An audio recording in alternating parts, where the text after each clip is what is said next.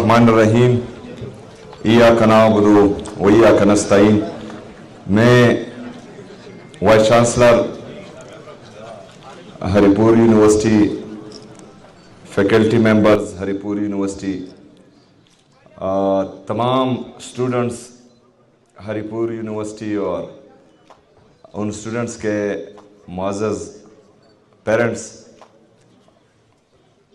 ادھر میرے ساتھ آئے ہوئے ہائر ایجوکیشن ڈپارٹمنٹ کے منسٹر مینا خان بھائی، سیکٹری اسرار صاحب، ہمارے ساتھ ایلیمنٹری ایجوکیشن کے منسٹر ارشد ایوب صاحب، یوسف ایوب صاحب ہمارے سابقہ منسٹر، اکبر ایوب صاحب ہمارے صوبائی اسمبلی کے chief web, police department, district administration, اور یہاں پر تمام خواتین حضرات اور میرے بھائی یہاں کے ایم پی اے ملک عدیل صاحب، تمام خواتین و حضرات کو السلام علیکم ورحمۃ اللہ وبرکاتہ۔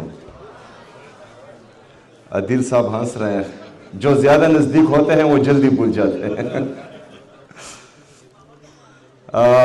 وائس چانسلر صاحب نے بات کی۔ وائس چانسلر صاحب، مجھے امید ہے کہ یہاں پر سڑکیں بھی بن گئی ہوں گی، بلڈنگز بھی بن گئے ہوں گے، یہاں پر جو ہے ہو سکتا ہے نئے نئے ڈسپلنز بھی شروع ہوئے ہوں گے، کیونکہ آپ کی یونیورسٹی میں پاکستان کے پرائم منسٹر صاحب آئے تھے تو شاید کچھ اعلان کیے ہوں گے اس میں۔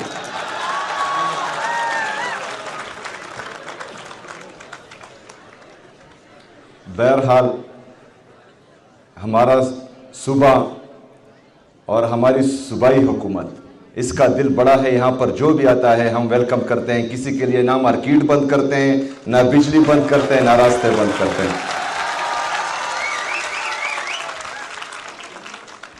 میں آج اس یونیورسٹی سے جتنے بھی ہمارے طلباء اور طالبات اپنی ڈگریاں مکمل کر کے جو فارغ ہو رہے ہیں، ان سب کو مبارکباد پیش کرتا ہوں، ان کے لیے نیک تمناؤں کا اظہار کرتا ہوں اور امید کرتا ہوں کہ انشاءاللہ تعالی یہ آگے جا کر اپنے صوبے کو، اپنے ملک کو انشاءاللہ تعالی بہترین انداز میں ریپریزنٹ کریں گے۔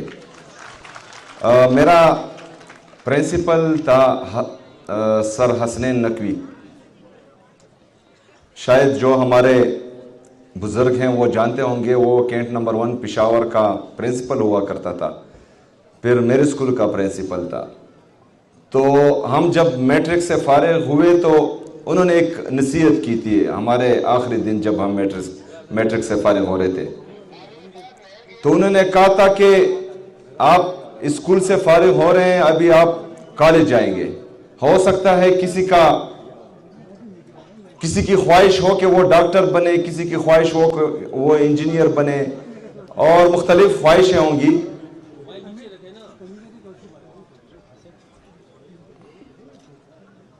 ہر بندے کی مختلف خواہشیں ہوں گی، لیکن میری یہ بات ہمیشہ یاد رکھنا کہ جو بھی بننا کمال کا بننا، تو آپ جس فیلڈ سے بھی ہیں، جو بھی فیلڈ آپ سلیکٹ کرتے ہیں اس میں آپ کمال بنیں۔ تو ہماری جو گولڈ میڈلسٹ ہیں ان کو بھی میں مبارکباد پیش کرتا ہوں، اور ہماری ہونہار طلبہ اور طالبات، میں آپ سے وعدہ کرتا ہوں کہ انشاءاللہ تعالی آپ کی ٹیلنٹ کے درمیان آپ کی فائنینشل کرائسس نہیں آئیں گی، انشاءاللہ تعالی وہ حکومت خیبر پختونخوا آپ کی ایجوکیشن کا دیکھ بھال کرے گی انشاءاللہ۔ ملک عدیل صاحب کہہ رہے تھے کہ غازی میں ہری پور یونیورسٹی کا کیمپس ہونا چاہیے، تو اس کیمپس کا آلریڈی میں اعلان کر چکا ہوں۔ یہاں کے تمام ایم پی ایز اور ہمارے جو سابقہ ایم این اے ہیں وہ بھی یہی ڈیمانڈ کر رہے تھے، تو میں اس کیمپس کا باقاعدہ اعلان کرتا ہوں یہاں پر۔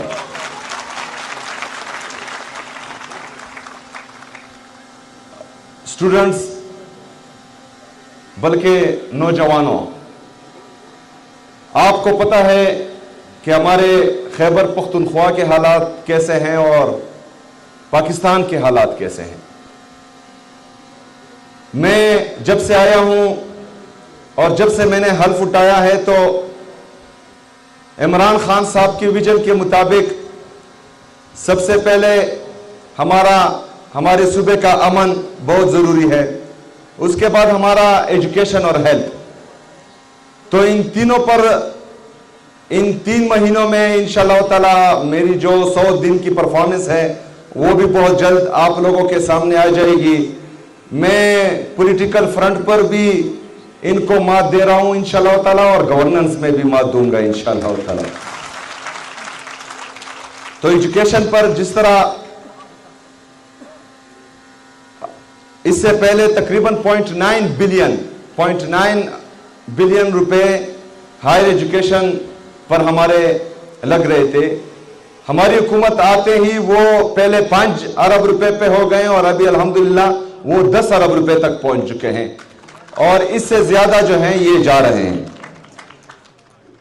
اس کے ساتھ ساتھ جو ہمارا ہیلتھ ہے، ہیلتھ میں ہم اپنا جو ہمارا پرائمری ہیلتھ کیئر ہے، BHUs RHCs category D hospitals THQs DHQs ان کو ہم ریویمپ کر رہے ہیں، ان کو ہم دوبارہ ریویو کر رہے ہیں، اور جہاں جہاں پر ہمارے ان ہسپتالوں میں کمیاں ہیں، چاہے وہ انفراسٹرکچر کی ہیں چاہے وہ ڈاکٹرز کی ہیں، وہ انشاءاللہ تعالی پوری کی جا رہی ہے.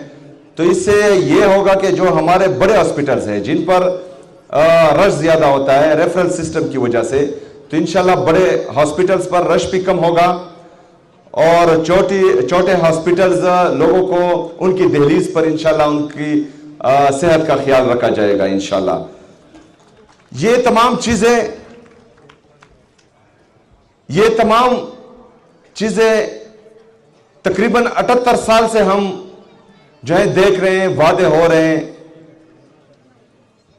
باقی دنیا چاند پر پہنچ چکی ہے، لیکن بدقسمتی سے ہمارا خیبر پختونخوا آج بھی امن کی بھیک مانگ رہا ہے. یہ ہمارے لیے انتہائی دردناک اور افسوسناک ہے. ایسا کیوں ہو رہا ہے؟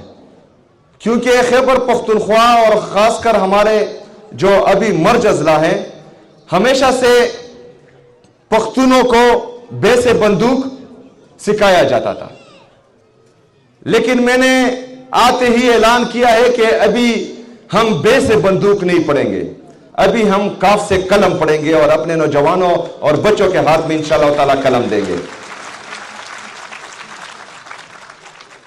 جو پہلے کہا جاتا تھا کہ پختون بہادر ہے، دلیر ہے، جنگجو ہیں، ٹھیک ہے، وہ سچ کہتے تھے، وہ ابھی بھی ہیں.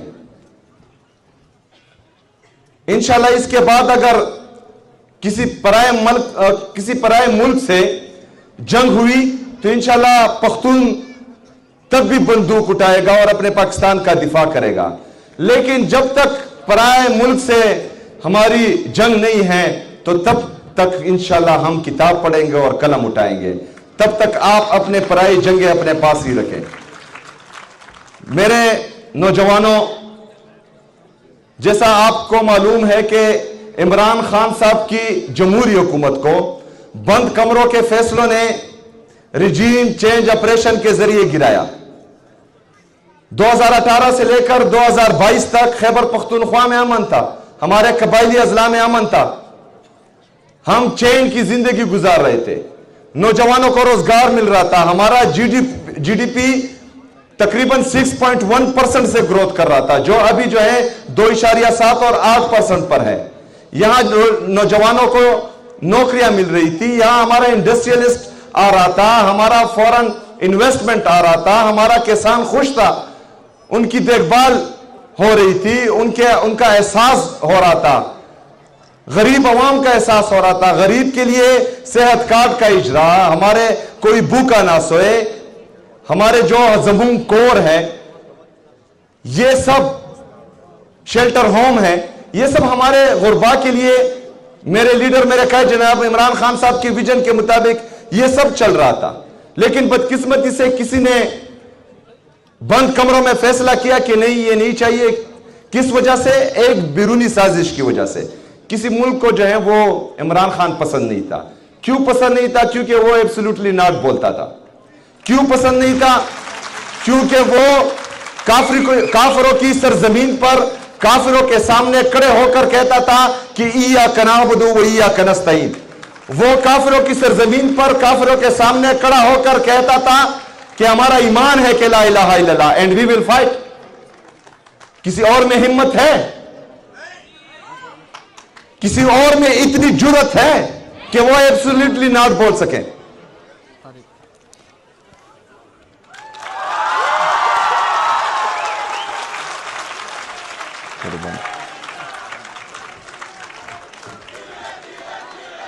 یہ کسی اور میں جرت کیوں نہیں ہے؟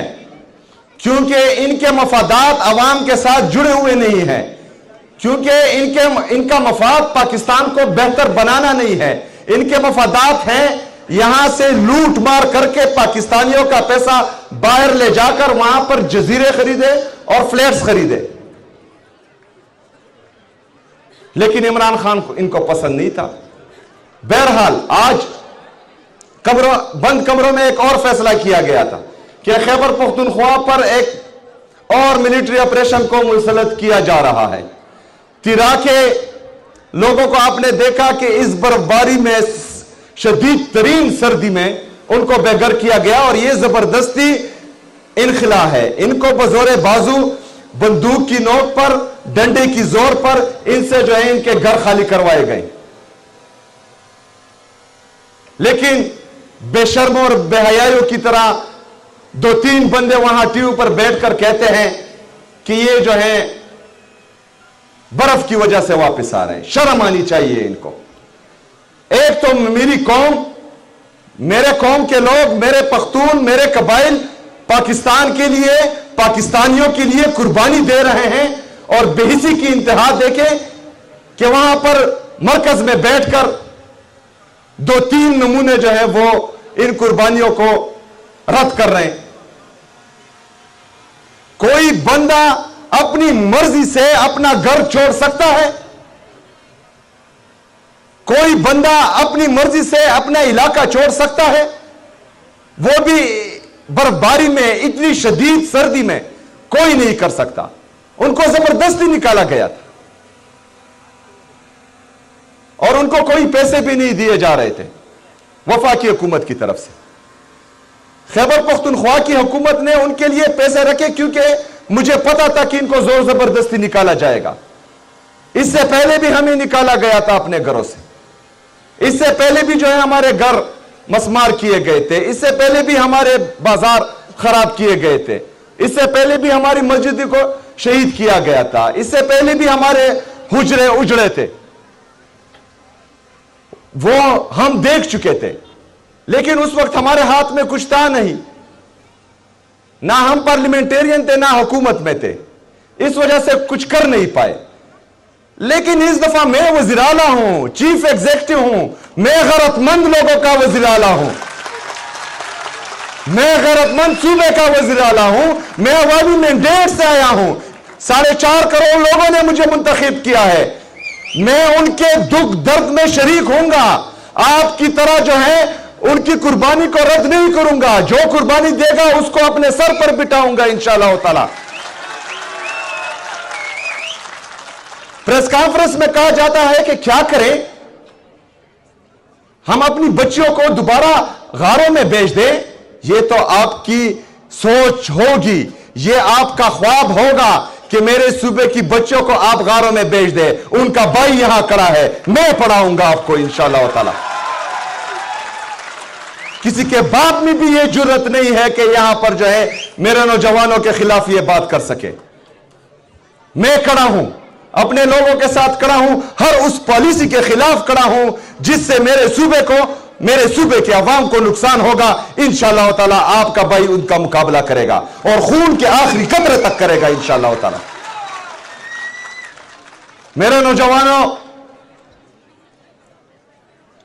میری بہنوں، میرے بھائیوں، یاد رکھنا کہ جو بھی پاکستان میں ان کے سامنے کھڑا ہوتا ہے